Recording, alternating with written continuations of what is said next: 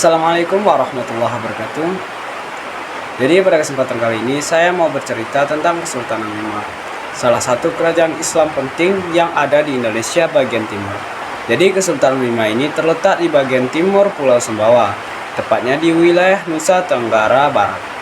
Awalnya daerah Bima ini bukan kesultanan, tapi cuma kerajaan biasa, seperti kerajaan-kerajaan Nusantara pada umumnya, yang masih dipengaruhi budaya Hindu-Buddha. Namun, seiring masuknya ajaran Islam ke wilayah ini, kehidupan masyarakat, sistem pemerintahannya, sampai identitas kerajaan pun berubah pelan-pelan hingga akhirnya menjadi sebuah kesultanan.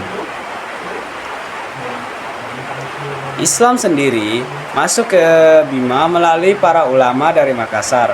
Para ulama ini datang bukan hanya untuk berdakwah, tapi juga untuk membangun hubungan persaudaraan antara kerajaan-kerajaan di kawasan Indonesia Timur. Raja yang memerintah waktu itu adalah Lakai. Setelah menerima ajaran Islam dan memutuskan untuk memeluk agama Islam, ia kemudian berganti gelar menjadi Sultan Abdul Qahir. Dan dari sinilah Bima resmi berubah dari kerajaan biasa menjadi Kesultanan Islam. Perubahan ini bukan sekedar ganti agama, tapi juga membawa perubahan besar dalam budaya, hukum, dan cara masyarakat menjalani kehidupan sehari-hari. Dalam sistem pemerintahannya, Kesultanan Bima dipimpin oleh seorang sultan sebagai pemimpin tertinggi. Tapi sultan tidak bekerja sendirian. Ada tokoh-tokoh adat seperti para encuhi yang memimpin wilayah kecil, dan ada rumah bicara yang bertugas sebagai penasihat dan pengatur kebijakan.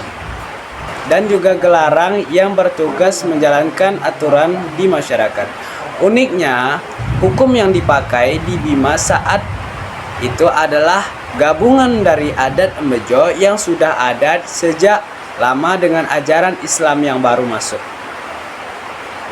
Jadi meski mereka menerima perubahan, mereka tetap mempertahankan akar budaya mereka. Kesultanan Bima juga pernah mencapai masa kejayaannya. Letak yang strategis membuat Bima menjadi tempat perdagangan yang cukup ramai di kawasan Nusa Tenggara.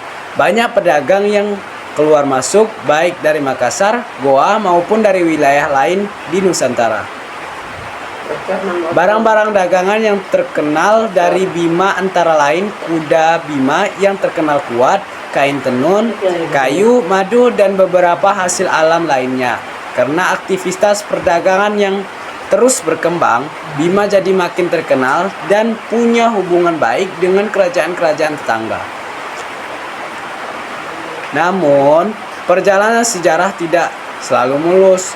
Memasuki abad ke-19, Belanda mulai memperluas kekuasaannya di wilayah Nusa Tenggara. Salah guys. Maksudnya di wilayah Nusantara. Termasuk juga wilayah Bima. Meskipun berada di bawah tekanan kolonial, Kesultanan Bima tetap bertahan dan masih menjalankan sistem pemerintahannya sendiri. Sultan terakhir yang memimpin adalah Sultan Muhammad Salahuddin. Beliau memimpin hingga pertengahan abad ke-20, yaitu masa ketika Indonesia mulai memasuki era kemerdekaan.